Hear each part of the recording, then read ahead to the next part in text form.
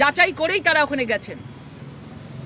আজকে রেড চলাকালীন একজন মুখ্যমন্ত্রী, শপথ নেওয়া মুখ্যমন্ত্রী অসাংবিধানিকভাবে, সংবিধান মানা মুখ্যমন্ত্রী অসাংবিধানিকভাবে সেখানে ভেতরে ঢুকে তিনি নিয়ে আসছেন। তাহলে ভাবুন আমাদের বাংলার অবস্থাটা কোথায় গিয়ে দাঁড়িয়েছে, কোথায় গিয়ে দাঁড়িয়েছে। আজকে ফাইল নিয়ে বলছেন আমি প্রার্থী তালিকা আমি আমার প্রার্থী তালিকা নিয়ে নিচ্ছে, হার্ড ডিস্ক নিয়ে নিচ্ছে। আচ্ছা, এত বাঙালি তো করেন। UEM Jaipur is a perfect target for prospective students aspiring for good jobs, good education with future-ready skills. এত বাঙালিদের প্রার্থী তালিকা একজন অবাঙালির কাছে কি করে থাকে? আইপ্যাক সংস্থা তো যিনি চালান তিনি তো অবাঙালি প্রতীক জেন। তাহলে বাঙালিদের ভাগ্যটা অবাঙালিদের ঘরের অফিসে রয়েছে, সংস্থার অফিসে। আরুডি এনতারসে লাগাতার বাঙালি আর অবাঙালি বিভেদ করে যাচ্ছেন, আর আমরাও এইগুলো খেয়ে যাচ্ছি, আমরাও এগুলো শুনে যাচ্ছি। এবং এর জন্য আমরা আজকে এসেছিলাম। আমরা এসে আজকে আমরা আমাদের মাননীয় রাজ্যপালকে জানিয়েছি এবং উনি বলেছেন উনি ওনার মতনভাবে ব্যবস্থা নেবেন। আজকে উনি না ফাইল নিয়ে তিনি সরাসরি আইনের মাধ্যমে লড়তে পারতেন। উনি তো আইনটা খুব ভালো বোঝেন বলেন নিজে, তা আইনের মাধ্যমে লড়তে পারতেন। তিনি সামনে গিয়ে তদন্ত রোখার মতো তাকে অধিকার কেউ দেয়নি, সাধারণ মানুষ নেই, ওনারও নেই। উনি মুখ্যমন্ত্রী, উনি অভিভাবক।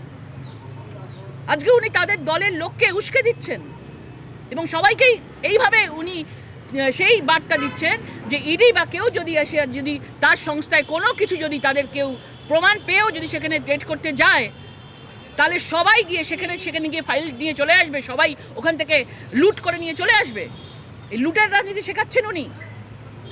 এবং দেখছেন তারপরেও আজকে কালকে ইডিকে কিভাবে ঘেরাও করা হচ্ছে, সাংবাদিকদের কিছু সাংবাদিককে, আমাদের রিপাবলিক বাংলার সাংবাদিককে কিভাবে ঘেরাও করা হচ্ছে।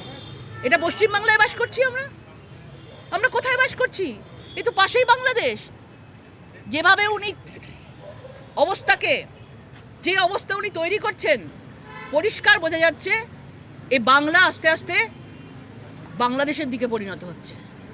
এবং বাংলাদেশের যে ভিজুয়ালস আমরা দেখেছি, আমরা দেখতে পাচ্ছি যে এ রাজ্যেও তো এরকম একটা জায়গা তৈরি হবে, কারণ মুখ্যমন্ত্রী নিজেই অস্ত্র তাদের নিজেদের লোকেদেরকে হাতে তুলে দিচ্ছেন যে চলো ভাই, অসাংবিধানিকভাবে সংবিধানের বিরুদ্ধে তোমরা লড়াই করো। এই জিনিস আমরা মানব না। এবং আমরা আজকে গভর্নরের কাছে বলেছি, এবং আমাদের এখানে দুপুর 2টোর সময় আমাদের যুব মোর্চারা ধর্মতলা চত্বরে তাদের অভিযান আছে, এবং আমাদের বিকেল 4টের সময় আমাদের সাউথ কলকাতায় রবীন্দ্রনাথ ঠাকুরের মূর্তির নিচে আমাদের বিক্ষোভ প্রদর্শন আছে। এইভাবে ফাইল চুরি করে আমরা কয়লা চুরি দেখেছি, পাথর চুরি বলেছি, গরু চুরি বলেছি, এবার নতুন সংযোজন ফাইল চুরি। এবং সেটা অত্যন্ত দুঃখের যে একজন মুখ্যমন্ত্রী এই ভুল পথ আগামী প্রজন্মকে কেন দেখাচ্ছে, এই তৃণমূলকে কেন আরও বেশি করে হিংস্র সন্ত্রাসবাদী করে দিচ্ছে।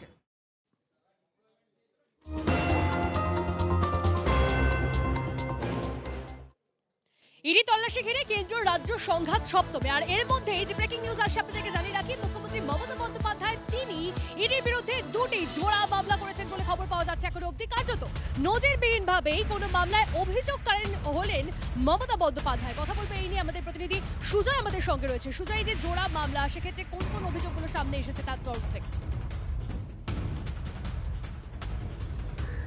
দেখো, শেক্সপিয়ার সরণি থানায় যে অভিযোগ দায়ের হয়েছে মূলত প্রতীক জৈনের বাড়িতে তল্লাশির ঘটনা, সেখানে একটি মামলাতে মমতা বন্দ্যোপাধ্যায় রয়েছেন অভিযোগকারী, এবং তিনি অভিযোগ করেছেন কিন্তু দলের চেয়ারপারসন হিসেবে। তিনি কিন্তু মুখ্যমন্ত্রী হিসেবে অভিযোগ করেননি, তিনি অভিযোগকারী তৃণমূলের চেয়ারপারসন বা তৃণমূল সুপ্রিমো সেই হিসেবে অভিযোগ করেছেন। এবং সেই অভিযোগে যা রয়েছে তাতে চুরি, ডিজিটাল এভিডেন্স চুরি এবং একই সঙ্গে বাধা দেওয়ার অভিযোগ রয়েছে বা আটকে রাখার অভিযোগ রয়েছে। মুখ্যমন্ত্রী যে অভিযোগ দায়ের করেছেন সেক্ষেত্রে আননোন ইডি অফিসিয়ালসের নামে রয়েছে অভিযোগ, অর্থাৎ কোনো নির্দিষ্ট নাম সেক্ষেত্রে উল্লেখ করা হয়নি। একই সঙ্গে পুলিশের তরফ থেকে একটা স্বতঃপ্রণীত মামলা রুজু করা হয়েছে, সেখানেও কিন্তু পুলিশের কাজে বাধা দান, আটকে রাখা এই সংক্রান্ত একাধিক ধারায়, জামিন অযোগ্য ধারায় মামলা করা হয়েছে। সেক্ষেত্রেও আননোনের এগেনস্টে বা আননোন ইডি অফিসিয়ালসের এগেনস্টে মামলা রয়েছে। তার পাশাপাশি ইলেকট্রনিক্স কমপ্লেক্স থানায় যেটা জানা যাচ্ছে যে সেখানেও একটি মামলা রুজু হয়েছে, সেক্ষেত্রেও মমতা বন্দ্যোপাধ্যায় অভিযোগকারী, আর সেক্ষেত্রেও কিন্তু তিনি মুখ্যমন্ত্রী হিসেবে নন, দলের সুপ্রিমো বা দলের চেয়ারপারসন হিসেবেই মামলা করেছেন বা অভিযোগ করেছেন তেমনটা জানা যাচ্ছে। কেন তিনি দলের চেয়ারপারসন হিসেবে, তার কারণ তিনি গতকাল একটা কথা স্পষ্ট বলেছেন যে আইপ্যাকের কাছে তার দলের তালিকা বা তৃণমূলের একাধিক গুরুত্বপূর্ণ তথ্য ছিল, যেটা তার অভিযোগ যে ইডি সেখানে সেই তথ্যগুলো হাতিয়ে নেওয়ার চেষ্টা করছিল। সেই কারণেই কিন্তু দলের সুপ্রিমো বা চেয়ারপারসন হিসেবে অভিযোগ করেছেন। এবং এটা কিন্তু একটা নজিরবিহীন ঘটনা যে যিনি পদাধিকার বলে যিনি মুখ্যমন্ত্রীও বটে, তার তরফ থেকে এই ধরনের একটা অভিযোগ এবং অপরাধমূলক মামলায় অভিযোগ বা নিজের বোঝা যাচ্ছে, মুখ্যমন্ত্রীর স্পষ্ট হচ্ছে অভিযোগকারী বিষয়টা, হওয়া। সুজয়। আপাতত ধন্যবাদ। আমাদের সব ডেটা চুরি করার ওপর হামলা নিয়ে মিথ্যে আমার নামে কেস বানিয়ে তুমি যদি আমার বাড়িতে চুরি করতে আসো, আমি চেষ্টা করব না চুরিটা আটকাতে? বলুন তো, আপনাকে যদি কেউ খুন করতে আসে, আপনি চেষ্টা করবেন না আত্মরক্ষা করতে? চুরি করে সব নিয়ে চলে গেছে,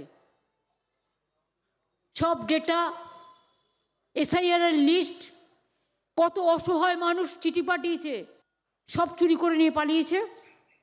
ভোটের আগে মনে পড়ে নোটবন্দি, ভোটবন্দি, ঘোটবন্দি, এজেন্সি,